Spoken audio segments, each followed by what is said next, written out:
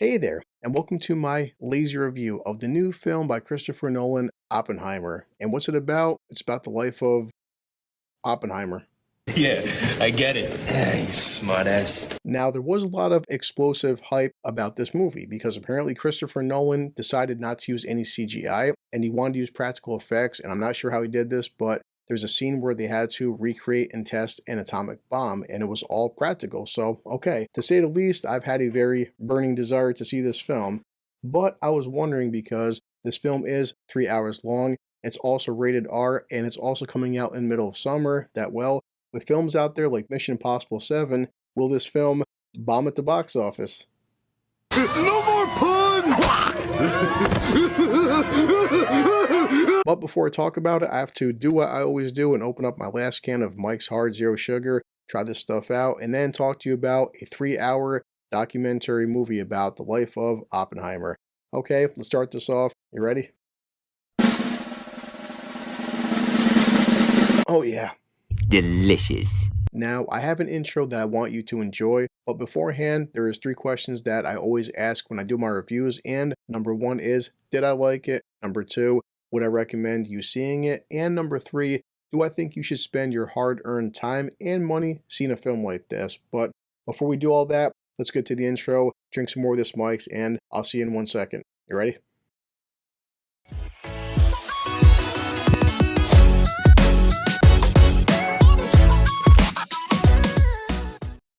Good old Mike's Hard, you should try this sometime. Now, the first thing I have to say about Oppenheimer, because this is a film that's 3 hours long and it's essentially a big documentary, it is 99.9% dialogue. And I don't mind as a premise a long movie because at this point I can't not watch all 3 Lord of the Rings films without watching the extended editions. So I don't mind a big long epic, but something like Oppenheimer, with all this dialogue, something about the first act in the first hour, I just felt like there's something there that kind of dragged. I don't want a slow burn. Now, that's not to say by any means that the first act is bad, because I did appreciate the cinematography where Nolan has certain scenes are in black and white, and then certain scenes are in color, and it's going back and forth between a younger Oppenheimer and then an older one, and he has to go through these court hearings. And why is he going through these for? Because certain people are labeling him as a traitor and not being loyal to America. And they're also questioning his ethics and just everything going behind building the atomic bomb. And to say the least, these people, well, they're a certain kind of people. Wow, I bet you guys feel like a bunch of assholes. Now, around the 1 hour mark is where I feel like the film really kicks in and Matt Damon enters. And, I'm not going to talk about the entire cast of this movie because, goddamn, guys, there's like 50 main actors in this film, and I could do a half-hour video about every cameo and every person that I recognized in this film. So, basically, what happens is, I'm not sure if I can say his name because of YouTube, but there was a certain guy back in World War II. He was a Fuhrer, and as soon as he enters Poland, then it becomes this big arms race for, other countries and America to make the atomic bomb. And that's when I liked how they did everything because it's showing, he has to recruit more scientists, he has to do different theories, you have to start building things, and it's coming down to this whole thing with Oppenheimer where I did appreciate the fact that even though he gets labeled the father of the atomic bomb, the guy by no means did everything by himself. Let's go recruit some scientists. Build a town, build it fast. Like at one point they talk about there's 3 years, 4,000 scientists, $2 billion worth of research, and you're like, man, back in the 1940s, $2 billion worth of fucking research, that's holy shit. A lot of fucking money there.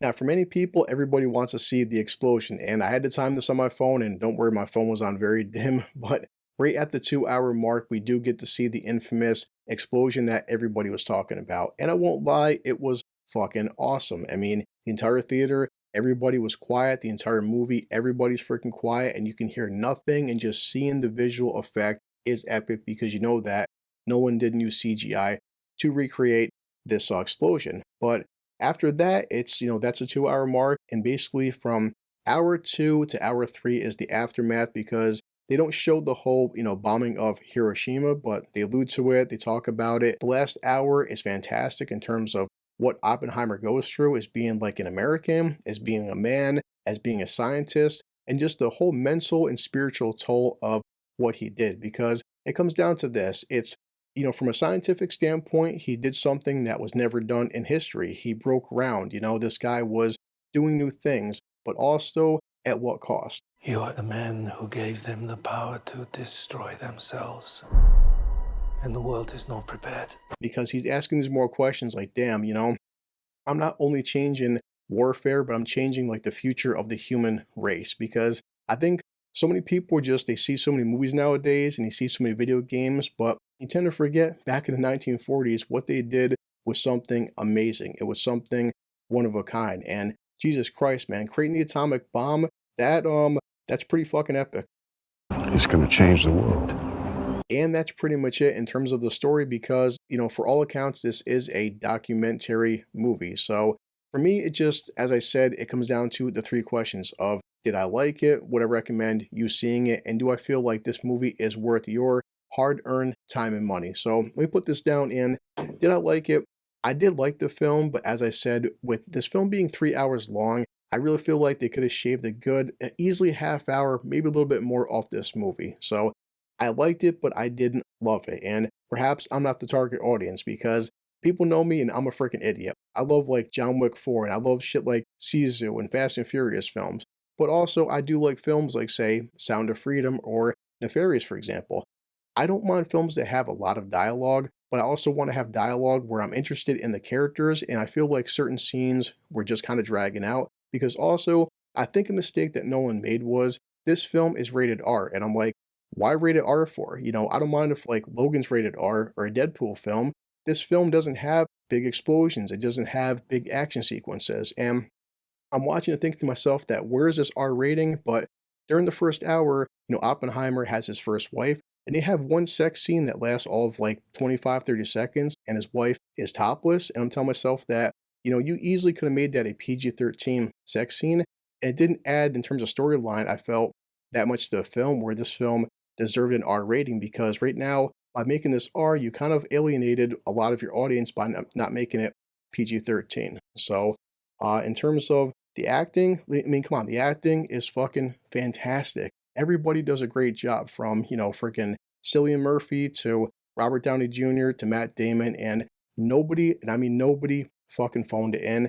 They all did a great job. Would I recommend you seeing it? I would recommend you seeing this film if you know what you're walking into, because again, this is fucking 3 hours, and I have friends of mine where I can tell they wouldn't like a film like this. So this film is made for a certain type of audience, and if you like action, you're not going to get that. If you love romance, you're not going to get that.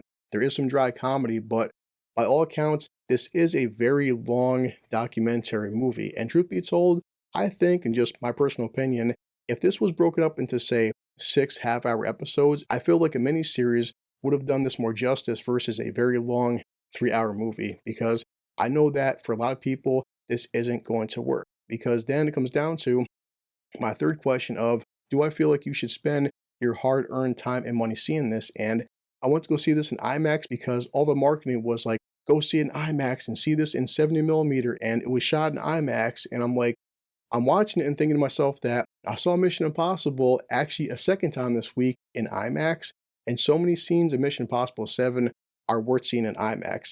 This film literally, not joking, has one freaking scene, one big explosion scene, and while that scene is awesome, it's great to watch that, I'm telling myself that, I'm not sure where you're at, but in my area, an IMAX ticket is $20 freaking dollars, and $20 to see one goddamn explosion, like, no thanks.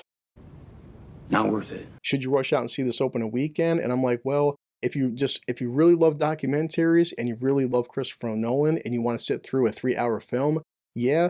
But for most people, I would say this is a very good matinee film, like, $5 on Tuesday or something. But most people can just watch this at home and not miss a beat. So it's a very powerful film. The music is great. The acting's fantastic. But it's one of them films where I can't see myself watching it again anytime soon, because there's just nothing that I just feel like I would watch again and just would be like looking forward to seeing a second time, okay?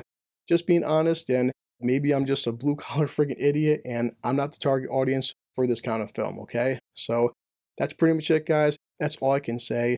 As I always do, I'm checking my freaking watch and I am low on time, and oh boy, it was a 3-hour freaking movie, and well, because I had to take time off to watch a 3-hour movie, I have to get ready, and I have to get ready to go to my wonderful job.